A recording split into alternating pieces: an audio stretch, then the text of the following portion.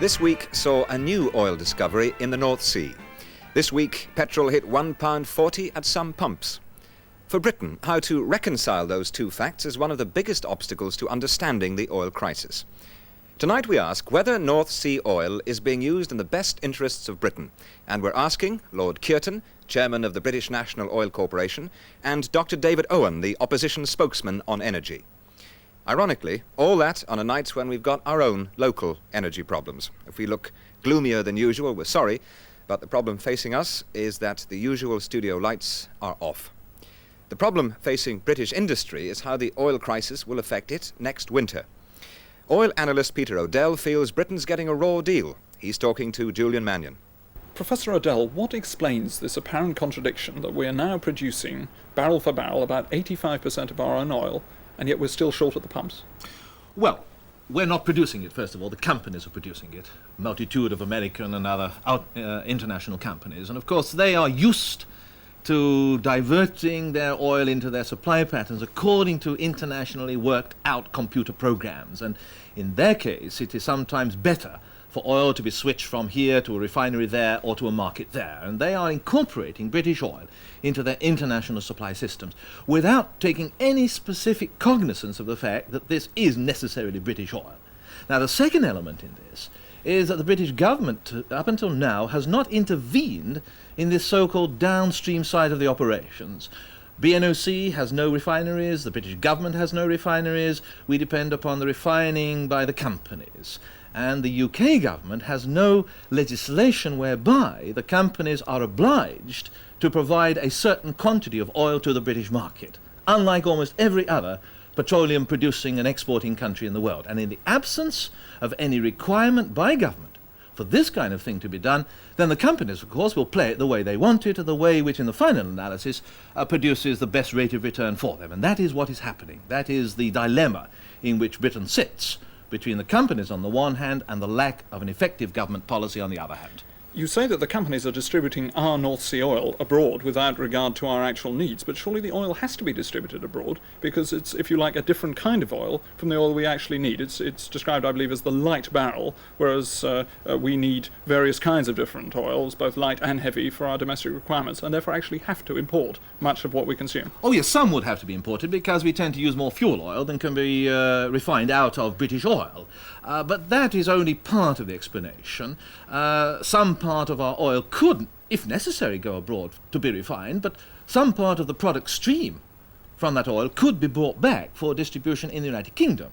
You could do a deal with Germany, for example, with a German refiner, whereby some crude was sold to him, and in return he agreed to supply part of that crude oil back here in the form of the products as we need them, in order to get over this temporary problem of British refineries which are not able to handle the whole output of British oil, even if government legislation were there to make this possible. You have the potential importing nations over a barrel in this respect. You can do crude oil package deals, force them to take a certain amount of products along with a certain amount of crude oil, because you're the person with the crude oil, and that these days is power and money. But what exactly is preventing us from doing this? I mean, we are surely bound by international restrictions, international agreements on the sales of our oil. I mean, what according to you, could we do over and above what we're doing already to ease the situation? Well, there are certain inhibitions because of the way in which government relates with the multinationals. There are also certain inhibitions that emerge out of membership of the common market. I think the present trouble is that the last government refused to use oil in Europe as a weapon because the Secretary of State didn't want to get oil too much involved in Europe. The present government feels that if it withdraws from the market and lets the market take over, that everything in the final analysis will come out all right.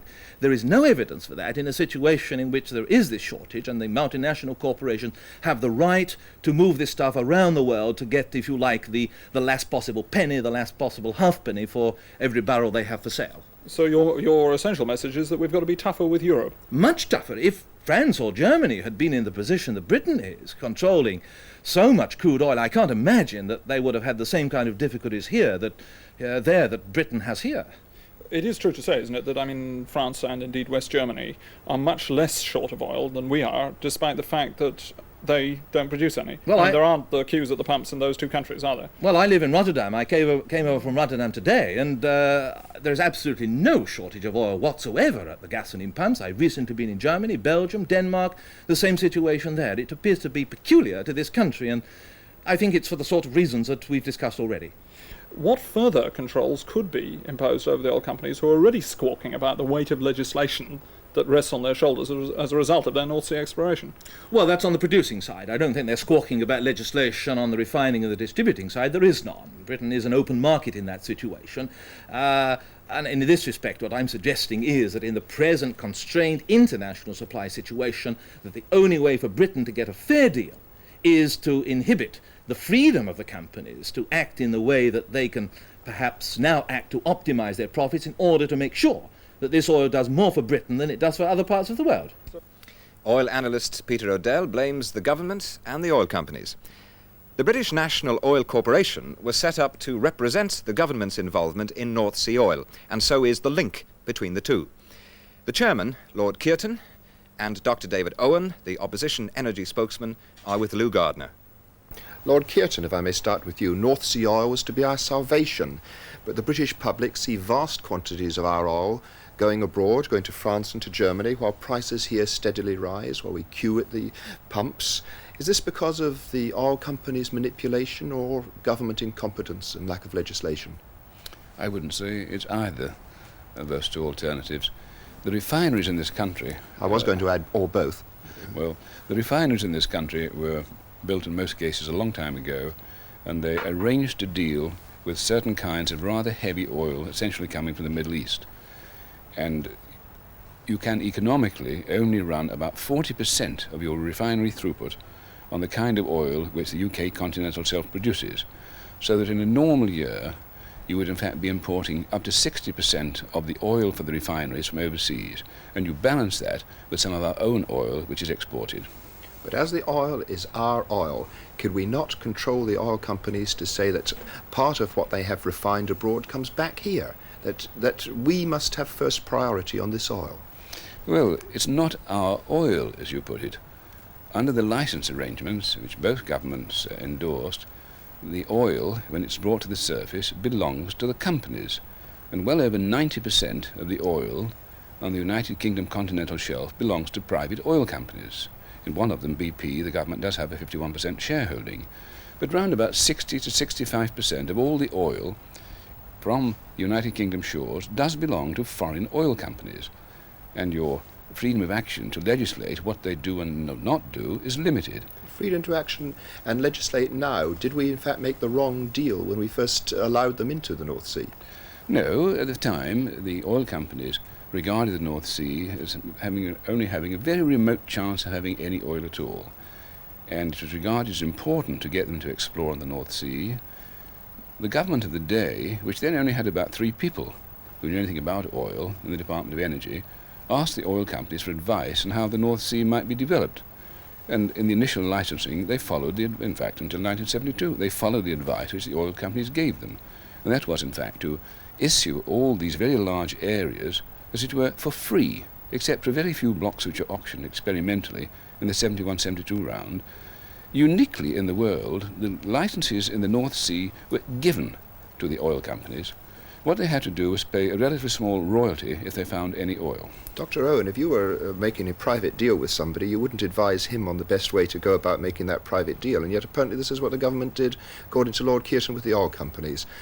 Do we now need legislation to get more of our oil here? Well, the history has been one of progressively toughening up. I mean, this was the early 70s, and this was a government which was still strongly in favour of allowing private enterprise to find its own market level, if you like. I think Ted Heath, when he was Prime Minister in 73, had a pretty bad experience with both BP and Shell when he said, you must give Britain priority, and they told him to go and get lost. And I think he then started to toughen up quite considerably. A new Labour government came in, set up the British National Oil Corporation, and began to try to influence also BP. I think myself that the last few months have demonstrated, if anything, that our own controls as a Labour government weren't tough enough, And I very much hope the new Conservative government does nothing to weaken them, and if anything, in certain key areas, strengthens them.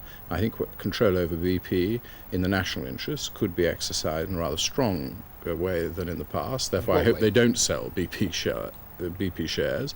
And I think that BNOC has developed as a very helpful way of giving the government the necessary information about what's happening in the North Sea. They operate as a commercial company, but because they're operating in the national interest, they can make available all the information. Lord Kearton has a mine of information which can be made available to ministers, and then they can form a more objective judgment about what's actually happening in the North Sea and what their tax policy should be and what their depletion policy should be. Are there ways to get tougher with them, Lord Kearton? Is there a way to get more of this oil? Well, we already have now. The BNOC entered into a series of so-called participation agreements with the companies who own oil in the North Sea. These companies currently number 62, and over 3 years, very elaborate agreements were drawn up. These agreements give the National Oil Corporation the right to information on how the companies are developing the fields, how they're producing, how they're depleting, and so on. They give all technical information so that BNOC sits on the various operating committees as if it were an equity partner, although in fact it has no equity interest in most of them. Are they tough to deal with? Very. They are, some of them are biggest and most formidable companies in the world, with a wealth of experience and extraordinarily competent technically. A wealth of experience in getting their own way. Oh yes, and that's their legitimate job as big private companies. I've got no criticism at all. In fact, in many ways, I've got the greatest admiration for the oil companies. But I do feel it's rather essential that the oil companies are faced with what one might call countervailing experience and knowledge, because if it's not there, then it's only the nature of things. They will ride roughshod over any government with whom they deal, and that's been the history of oil companies throughout the world. It isn't a new phenomenon. It's true wherever they've been, and again, one cannot blame them for it. It is their legitimate commercial interest so to do. But you see, one has the suspicion that if this North Sea oil belonged to, say, France or to Germany, I doubt if they would be selling it off to the detriment of their own public. I doubt if they'd have petrol queues. I doubt if they would have the kind of price problems that we have if they had this oil. I think the rest of the world and this country would come very second best, would it not? Well, you put a lot of questions there. Perhaps I could deal with one or two of them. In the first place, the arrangements made through participation are that the British National Oil Corporation now has the right to buy, at market price, 51% of the oil which all the companies in the North Sea are producing. More recently, the government is making arrangements that some of the royalty which is applicable to the North Sea, which runs out at something lower than 10% actually, is also going to be payable in oil, which BNOC will also handle. We then arrange to sell this 51% of the oil. In some cases, and Shell, Esso, Mobil are particular cases, we sell back to them the 51% which we have the right to buy on condition that the other 49%, or such smaller percentage of the 49% that the Secretary of State at the time may agree, is in fact used in this country. Your overwhelming safeguard that in fact you have oil available in this country at all is through the participation arrangements which BNOC and the Department of Energy made during the last 3 years. But you know, those have all been attacked in the past as being unwarranted state interference. Tony Benn has been depicted by the media as somebody who's intervening on behalf of the state. And all I can say is thank goodness we did. And that the main criticism now is perhaps we didn't take enough pressure. Now, we had a balance because we had to persuade people to go into North Sea oil. They had to get their expertise, which was within the private oil companies. We had to also raise enough revenue in order to go in and take risks. And you had to assert the national interest. And I think that it's a very difficult balance to do. But looking back over the last 4 or 5 years, I think the broad policy pursued by the then Labour government was right. And I hope it will go on being pursued by a new Conservative government. If anything, perhaps a little tougher. When you said France certainly would not have put up with this. But France is very interventionist. Germany, well, maybe they would have left it more to private enterprise and market forces, but not, in my view, if they had seen the German consumer suffer. In Britain, we've had a hang-up for many years, a political argument between left and right about the role for the state, which in many other countries they can't understand. The assertion of the state's right over oil is now strong everywhere in the world, and in many ways Britain still offers in the North Sea a far better deal, and rather, I think, still probably too good a deal to private oil companies than almost anywhere else in the world. Do you agree it's too good a deal, Lord Kearton? Well, I think it's now in a very much better balance. That's providing the existing arrangements are in fact maintained. But it's certainly much easier for the oil companies on the British side of the North Sea than the Norwegian side of the North Sea. The Norwegian terms for the oil companies are incomparably tougher than on this side. But one reason for that is that when it was decided to set up a national oil company in Norway, in fact there was a 100% vote in the Storting. It was not a political question. It seemed self-evident sense to all the MPs in the Norwegian Parliament there should be some state oil company to have a prominent role in the exploitation of the Norwegian side of the North Sea. I think I've taken you rather further down the line than we started, haven't I? You're now really saying that we could have been tougher in the past and we might be able to toughen up now. No, I would say the present arrangements are not far from a reasonable balance. In fact, the BNOC has rerouted quite a lot of oil which was going abroad, and in fact because we are able to do that, because we had the type of contract which enabled us to do that, well, I don't think you will see any particular shortages in this country in the next 6 months. A lot of our trouble is with BP now. I mean, BP is exporting, I think it's sort of 70 to 80% of its North Sea oil, much more than Shell or any of the other companies. And I do believe that the area that needs to be toughened up slightly is BP. I was very surprised to discover this when we were in government. I remember a meeting that Chancellor of the Exchequer Denis Tuohy and I and Tony Benn had with BP. And I think that the government needs, no, I'm not saying that we should nationalise BP, I just think we should exercise on strategic issues the rights that we have as a 51% shareholder. And I really do hope the government, in the light of the present circumstances, seriously rethink any question of selling off shares in BP. There is a need for a stronger influence on broad strategic issues. That's not to interfere with them as a commercial company. Let them operate commercially free, and I wish them to do this. But under the arrangements that go back to 1914 in the Bradbury Bridges letter, there is a provision for the sort of foreign policy, defence and overall interests of the British nation to be safeguarded on behalf of the British government as a majority shareholder. And I think we should hold that because BP is one of the big companies, one of the Seven Sisters, and this gives us a powerful influence not just in the North Sea but elsewhere in the world. Lord Kearton, you ran ahead of me a little bit just at the end of your last question there. You said that you didn't think, if I heard you correctly, that there would be shortages in the next 6 months. That's always providing there are no major political upheavals in the Middle East. So therefore, do you think that the government policy of non-intervention and allowing the free market to work is in fact at the moment the best policy? Yes, Frank, I do. Because one reason why we were short of oil in the first few months of this year is the price of oil products in Europe is very much higher than in this country. That is true whether it was petrol, whether it was gas oil, diesel oil, and so on. It was much dearer in Europe than in this country. And naturally, the oil gravitated to where the profits were greatest. And it's in fact, now that the prices in this country have really reached European levels, you'll have a much better balance from that point of view alone. No shortages, but more and more increases? Well, I think the Labour government decided that North Sea oil should in fact be priced at world prices. Our arrangements to buy oil from the oil companies and then redirect it to where the government wants is based on a free market price. And the new government, of course, also believes very strongly in the free market economy. And in America, for instance, where the price of oil has been held down artificially for several years, you have really an extraordinary overconsumption. America's using pretty well twice as much oil per head as the rest of the world, the rest of the developed world. And that's one reason for the present shortages. And one reason why it's arisen is because America has underpriced oil for several years. Now, this is one of the things which President Carter and Congress have at last decided to put right.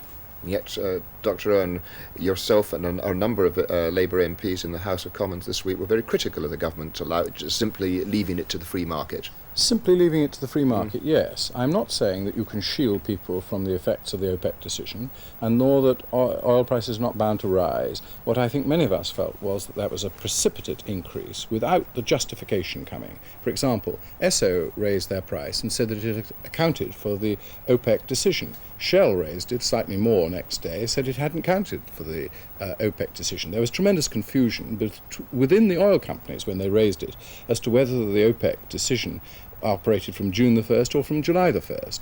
And I think many people feel that they've acted too quickly, that oil that already is here, either coming on tankers which they paid at a lower price, or oil in the distribution, or indeed in the tanks of petrol companies on the forecourt have suddenly been raised in price and that somebody's making a substantial amount of money, whereas if they had taken a little longer, maybe 2 or 3 weeks, demonstrated to people that there was a case for the rise, I think it would have been much more acceptable and people would not have felt that a number of people were just having a rip-off. So to that extent, I think that the government should have protected the interest, the legitimate interest of the consumer more.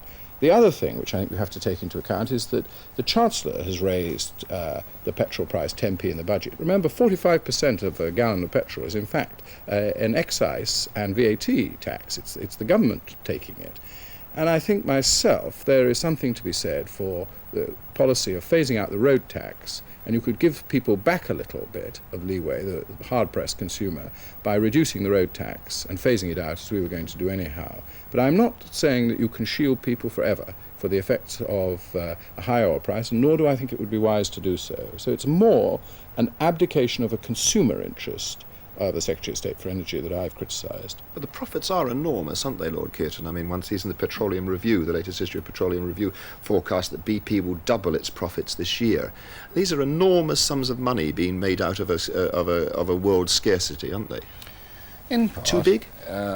It's arguable. You see, one of the things which being in the oil business does bring home to one, it is a very high-risk business. And you can spend vast sums of money on exploration without finding anything at all. I had a meeting with the chairman of Exxon. I always hears this, but the profits still go up, Lord Kearton. I'm sorry, do tell me about your meeting. No, but the profits are not enormous historically, actually. If you look at the profits of the major oil companies, they're not out of this world. They have good years, they have poor years, and so on. And they really do need to have the occasional absolute bonanza to encourage them to go on looking. There's no question in my mind about that. You were telling me about your meeting with the chairman. But when I met the chairman of Exxon about a year ago, he was pointing out to me that Exxon had spent something like £600 million in the previous 3 years, a perfectly accurate statement, on bidding for tracts of concessions in America and elsewhere, drilling around the world and finding absolutely nothing. His write-offs had to be £600 million, of course, of 3 years. And when you look at the high profits which the oil companies make out of a really successful field, of which Forties is a classic case, must be the single most profitable oil field in the world today, you have to set that against the fact you can go on for the next 10 years, perhaps, and find very little. Well, we're raising petroleum revenue tax now in the finance bill. It was a decision by a previous Labour government, but carried on by the new Conservative government.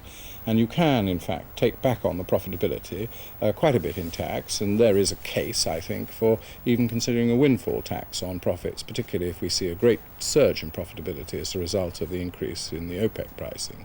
But there's no doubt, I found when I was Foreign Secretary, that many of the OPEC countries are highly critical of the operation of the multinational oil companies and feel that we in the Western industrialized countries have not controlled them enough, and that they are responsible for some of the what they would think of as unwarranted increases. The last thing I was going to raise with you, Dr. Owen, is what Sheikh Yamani was saying the other day about the problems of the Palestinians, and that as long as that problem remains unresolved, we will have a problem with our oil from OPEC, and as long as the other question, of course, of Rhodesia and Nigerian supplies of oil. Both these are politically sensitive issues which could affect our forecast, Lord Kearton's forecast, could they not? Well, I think that's why President Carter has exerted a tremendous amount of time and energy in trying to resolve the Middle East problem, because he saw that it was a political issue which was having an effect on the pricing mechanism.